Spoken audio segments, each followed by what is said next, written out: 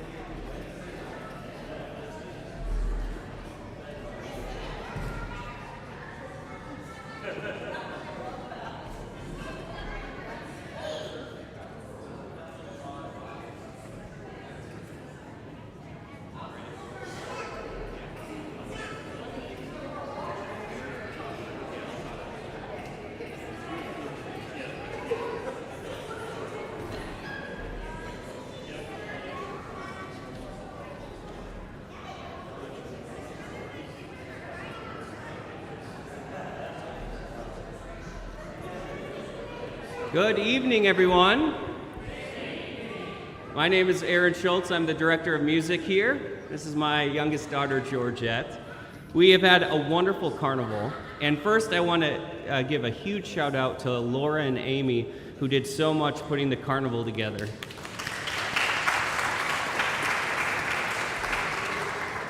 For this first piece, the kids are going to walk around and process, showing off their costumes. Then they're invited to sit with families in the pews. And the first number will last 15 to 20 minutes, and it's geared for kids. So I encourage you all to stay for that.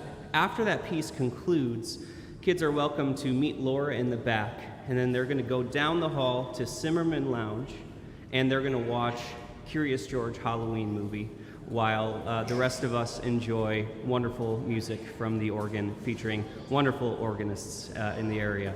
So let's bring the kids in and start the processional.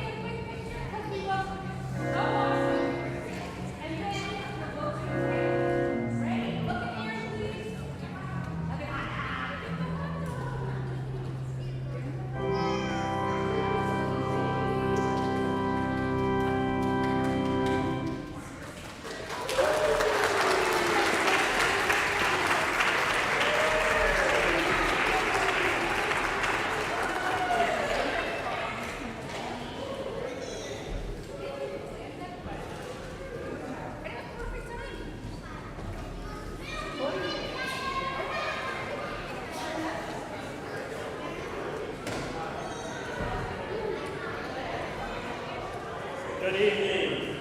Kids, I do invite you to stick around because this next song is for you. This is a story about Mr. Majika, a wizard who features in 15 children's books and a British TV show from the 1980s. If you don't understand the 1980s, ask your parents, maybe your grandparents, I'm not sure. So, if you like these characters that we talk about in this story, there are lots of adventures that you can read and listen to and enjoy.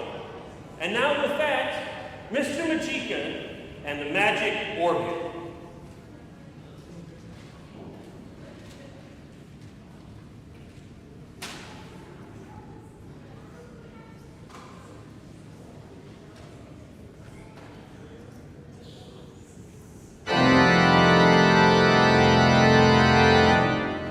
Once upon a time, there was a wicked witch.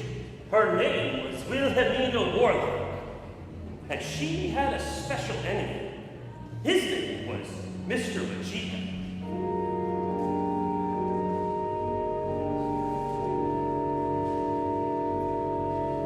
And Mr. Majika was a wizard. At least he had been a wizard, but now he was a school teacher. He taught class 3 at St. Bartle's Primary School. And because Mr. Majika could still do magic, some very unusual things used to happen.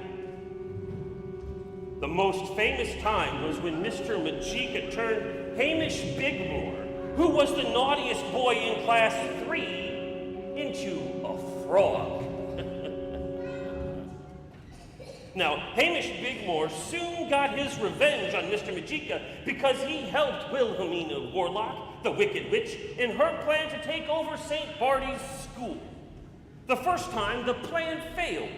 And ever after, Wilhelmina Warlock was plotting how to do it again, and she was determined that this time she wouldn't fail. Now, she had a new plan.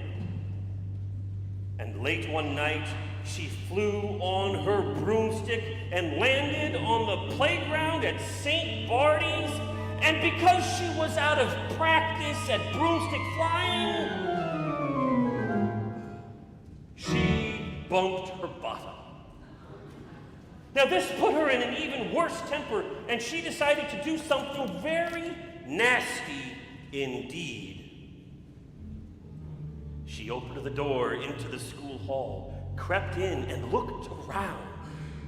Ah, yes, she thought to herself, that's the way to do it, the school piano. It was a very ordinary piano, rather out of tune, on which Miss Witherspoon, one of St. Barty's teachers, used to play the hymns at school assembly every morning. But Wilhelmina Warlock now began to turn it into something very different. She closed her eyes, she waved her hands, and muttered a magical spell, Jiggery-pokery, Wallaby-Borgin. Piano turned into an organ! And it did. And as she watched, it began to sprout organ pipes, big tubes of metal and wood of all shapes and sizes. There were fat ones, and thin ones, tall ones, and tiny ones. Pipes so long and big that they made the sound of an earthquake rumbling under the ground. And pipes so tiny that they made a squeak like the littlest of mice. When the spell was finished, there stood the magic organ.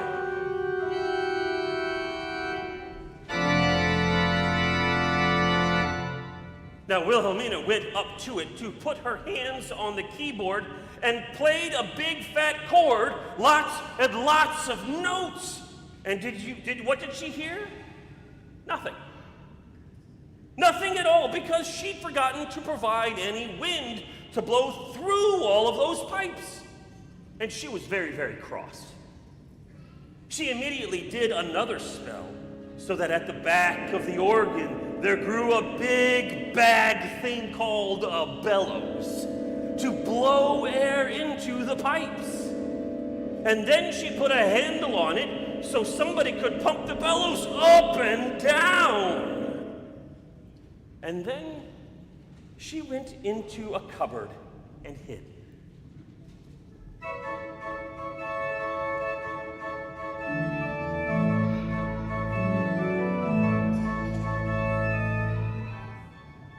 The next morning, everyone arrived at St. Barty's school and went straight into the hall for assembly. They were all amazed when they saw the organ. "Did you make it with a magic spell?" asked Thomas and Pete, the twins in class 3. "Well, not me," said Mr. Majika, shaking his head. "It's cool," said Hamish Bigmore, the naughtiest boy in the class. "I'm going to try it out." And as he sat down at the keyboard, nothing happened, because nobody was pumping air into it with bellows. "What a stupid old-fashioned organ," grumbled Hamish. "It ought to be driven by electricity. But you two can pump it for me." Now, Thomas and Pete didn't like being given orders by Hamish Bigmore, but they wanted to hear what the organ sounded like. So they began to pump the handle. And Hamish Bigmore played.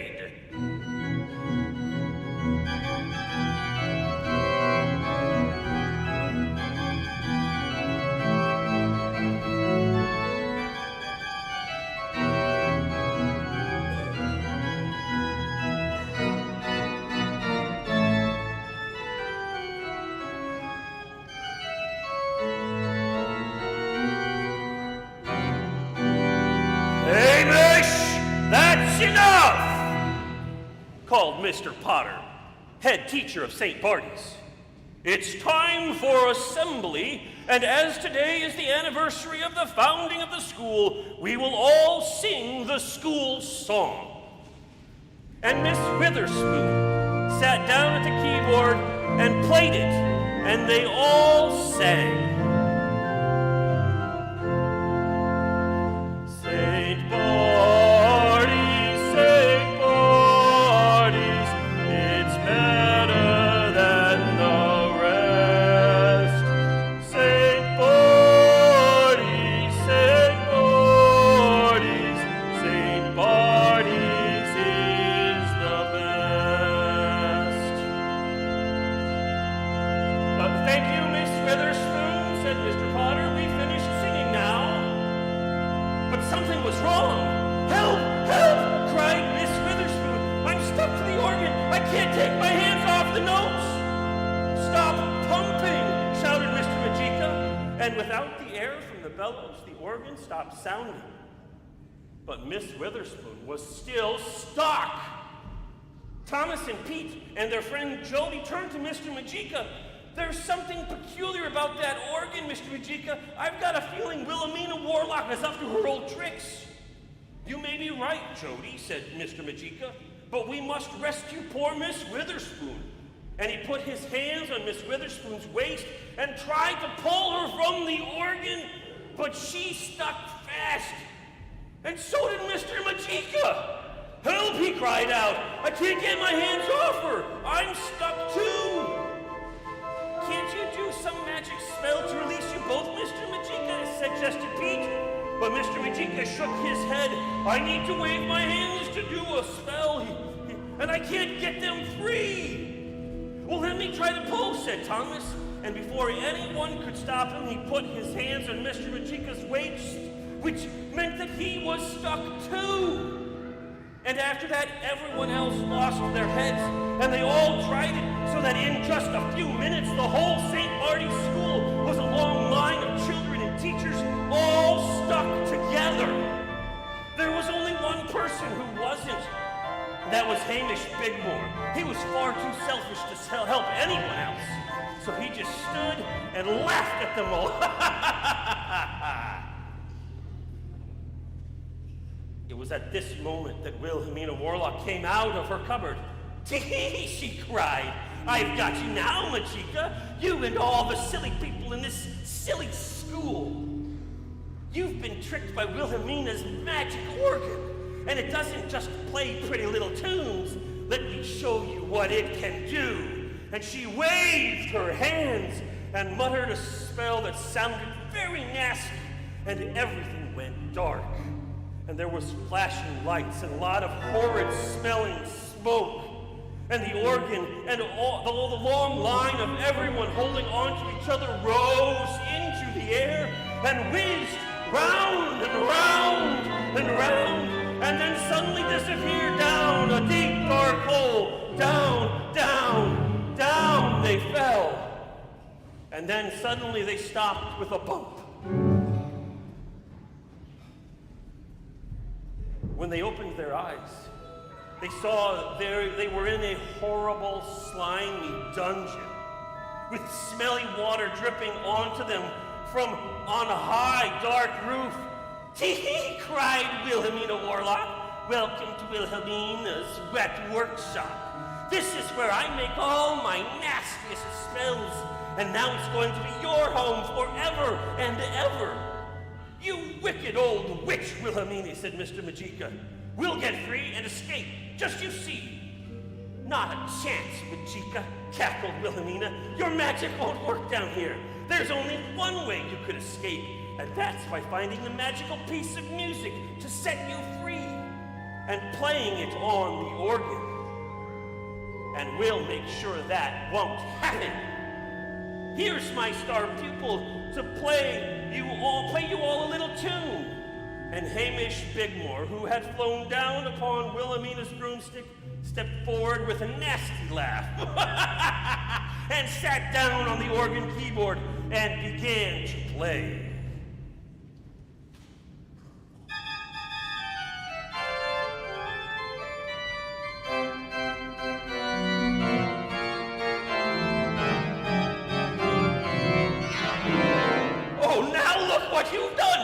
finished, cackled Wilhelmina Warlock. You've played the organ so hard it's fallen to bits. Ah, and it was true. All the organ pipes had fallen off, and they were lying in a great muddle all over the dungeon. But there was one good result of what Hamish had done. Miss Witherspoon had come unstuck from the organ keys, and everyone else had become unstuck from each other. "We can escape, Miss Warlock," shouted Jody. "You wait and see." "Not a chance," cackled Wilhelmina. "You're all my prisoners. And if you try to put one foot outside this dungeon, Charlie the crocodile will get you." And she pointed to a pool of water in a corner of the dungeon, and swimming about in it was an enormous crocodile. "Keep an eye on them, Charlie," instructed Miss Warlock. "Now, my clever little star pupil," she said to Hamish Bigmore, "come along with me and have a delicious dinner of roasted toads." Now, Hamish didn't look like he was very keen on eating toads, but he went off with Miss Warlock, both of them laughing very nastily together. "Now, Mr. Majika," said Jody, "we've got to mend the organ and discover the magical music that will release us all from this horrid place." "Well, I agree, Jody," said Mr. Majika, "but how are we going to put the organ together? I don't know any spell that could manage it." "And what about Charlie the crocodile? Won't he eat us if we try to mend the organ?" "Well, I don't think so," said Mr. Majika. "Most crocodiles are friendly if you don't annoy them, and something tells me that Charlie doesn't like Wilhelmina Warlock any more than we do." "You're dead right, I don't," said Charlie the crocodile. "She shut me down here in the horrid dark dungeon as a punishment because I ate her friend Captain Hook, and I want to escape as much as you do." "Captain Hook?" asked Thomas. "So have you met Peter Pan?" "Of course," said Charlie the crocodile, "but do hurry up and mend the organ, otherwise Wilhelmina will be back." So they began to put the organ back together as best they could. They picked up all the pipes, the fat ones, and the thin ones, and the tall ones, and the tiny ones, and the pipes so long and big that they made the sound of an earthquake rumbling under the ground, and the pipes so tiny that they made a squeak like the littlest of mice. Now, some of them weren't in the right places, so the organ made some very peculiar sounds. But it worked.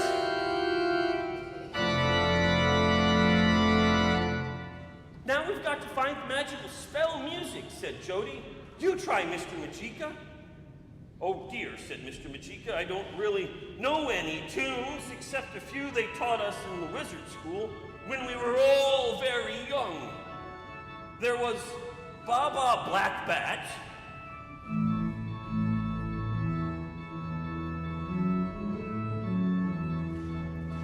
and Polly put the cauldron on, and Twinkle, Twinkle, Little Toad.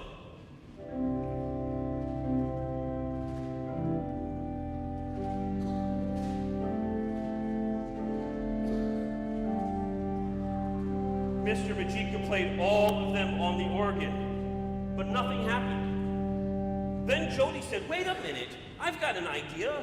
It was the school song that Miss Witherspoon was playing when she got stuck to the organ, and everything went wrong. Suppose she played it backwards. Mightn't that undo the spell?" "What a clever idea, Jody," said Mr. Majika. "The way to undo most spells is to perform them backwards. So, Miss Witherspoon, off you go, please." Now, Miss Witherspoon was very nervous about touching the organ again. She was certain she'd get stuck to it once more. But she didn't.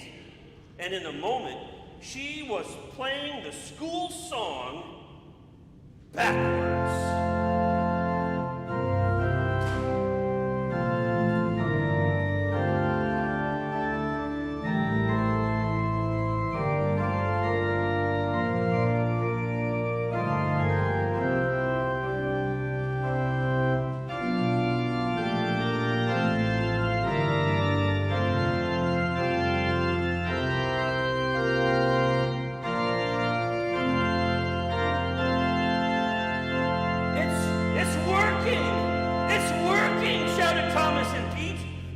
organ had started to lift in the air, carrying everyone with it.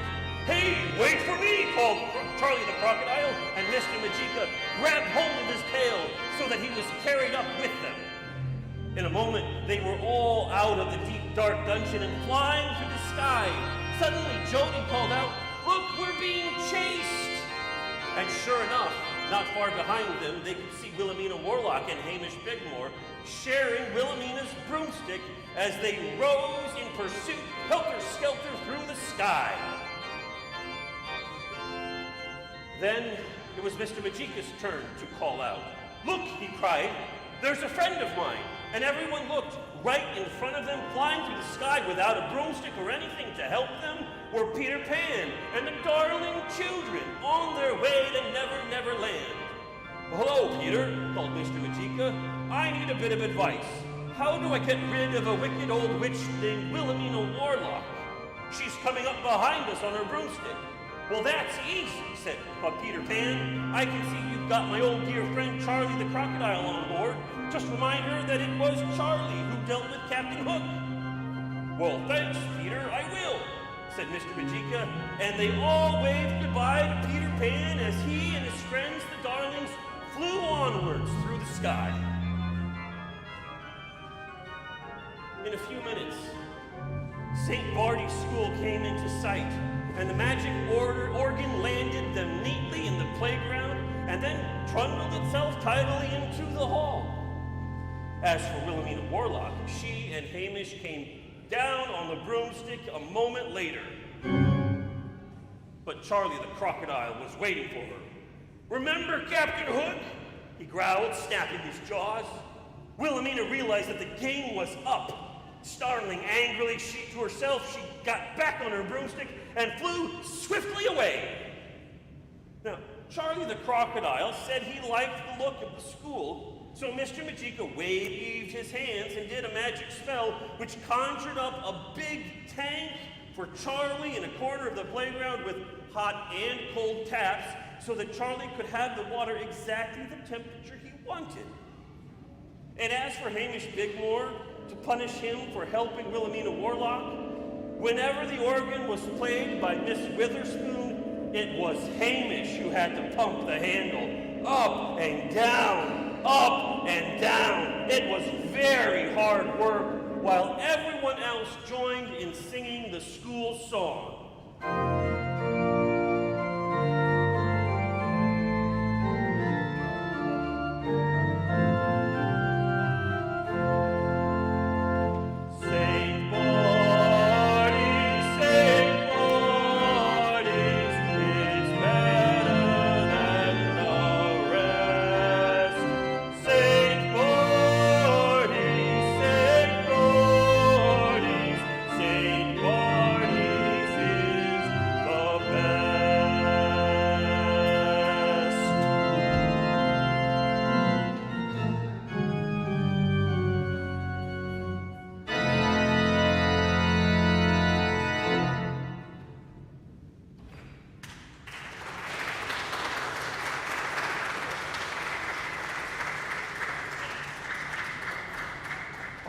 Thank you very much. And for those of you who are a kid, I'll let you define what you mean by kid.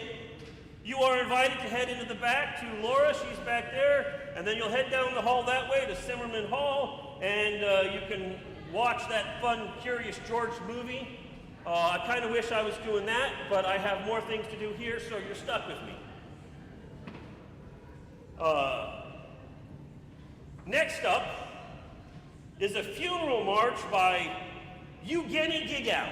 No, it's Eugene Gigot. Gigout. See, I don't do these things very well, but I always called it in high school and college Eugenie Gigout because that's what it looks like. In any case, it was originally written for piano and harmonium. Harmonium is a small pumped reed organ, and today it will be played on our positive, or chest organ. So I welcome Julie Bai and Michael Guggen.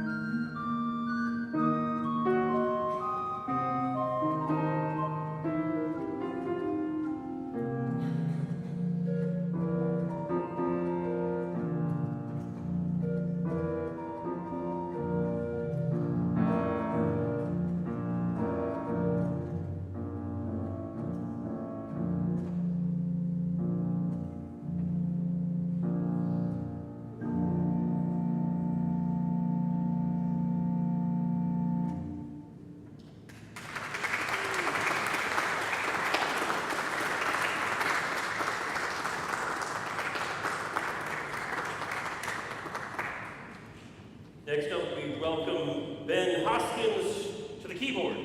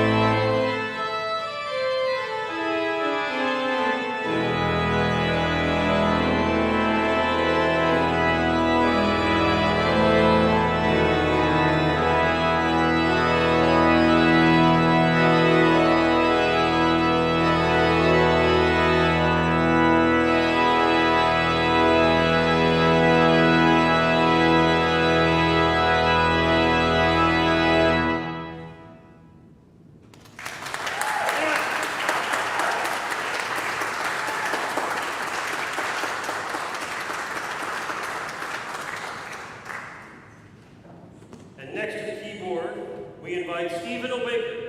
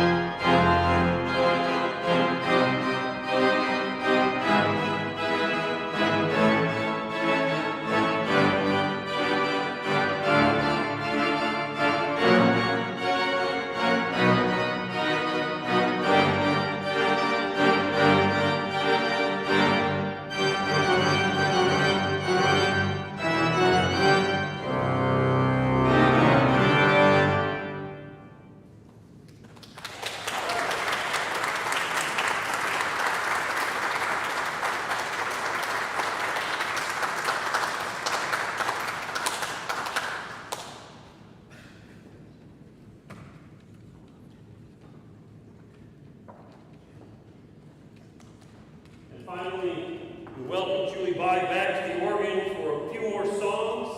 The first song is titled something in French that I won't even begin to try to pronounce. But it means, in English, big play with thunder. So see if you can hear the thunder.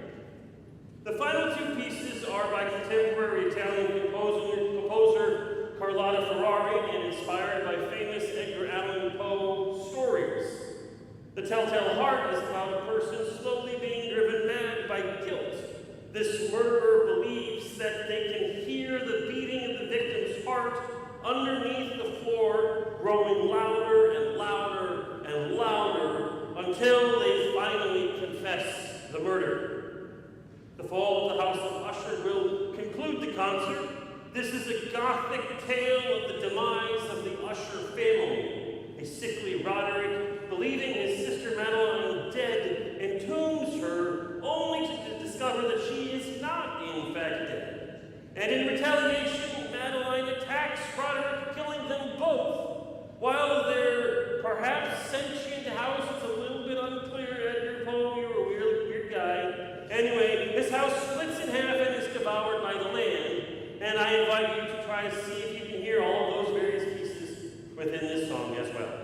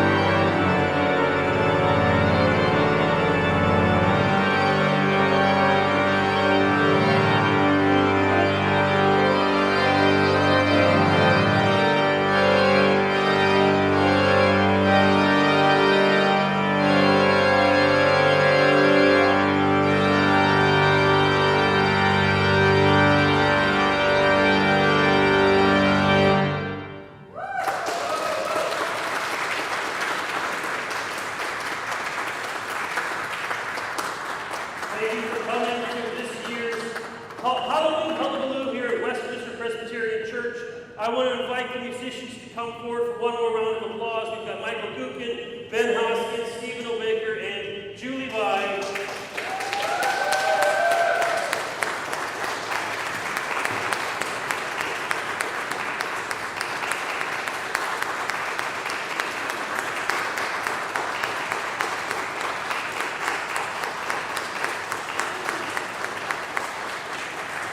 Thank you very much. Have a good evening.